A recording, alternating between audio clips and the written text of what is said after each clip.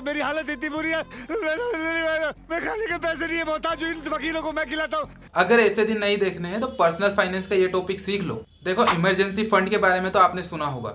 Emergency fund एक safety caution होता है जो कि अनएक्सपेक्टेड एक्सपेंसेस के टाइम पर काम आता है। जैसे कि इवेंचुअली आपकी जॉब चली जाए, या फिर कोई इमरजेंसी आ जाए, या फिर आपकी कार ब्रेक डाउन हो जाए, या घर में कोई बड़ा खर्चा आ जाए। और सबसे मेन बात यह है कि ये कोई एक नॉर्मल सेविंग का पार्ट नहीं होता है, ये एक डेडिकेटेड मनी होता है जो सिर्फ और सिर्फ इमरजेंसी के लिए रखा होता है। देखो, इमरजेंसी फंड बनाना कैसे है।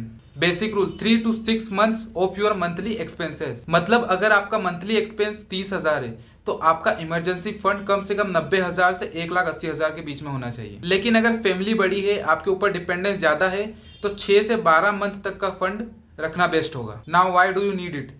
देख भाई, बाई चांस अगर तेरी जॉब चली गई तो तू 3 से 6 महीने तक इजीली सरवाइव कर पाएगा बिना किसी लोन के, बिना किसी क्रेडिट कार्ड के। क्योंकि बहुत सारे लोग इमरजेंसी के टाइम पे या तो पर्सनल लोन ले लेते हैं या फिर क्रेडिट कार्ड का यूज करते हैं, जिसमें उन्हें 30 से 40% तक का इंटरेस्ट रेट देना पड़ता है। लेकिन अगर आपने इमरजेंसी फंडिंग जमा कर रखी है तो आप इस स्टेप से बच जाओगे। और सबसे मेन बात कि अगर आप एक मिडिल क्लास हो या फिर जॉब वॉब करते हो तो इमरजेंसी फंडिंग होनी जरूरी है। क्योंकि अगर इमरजेंसी फंडिंग नहीं होगी तो आपको एक छोटी सी प्रॉब्लम भी एक बड़े पर्सनल लोन और क्रेडिट कार्ड के जंगल में गिरा सकती है, और फिर लाइफ फुल स्ट्रेस।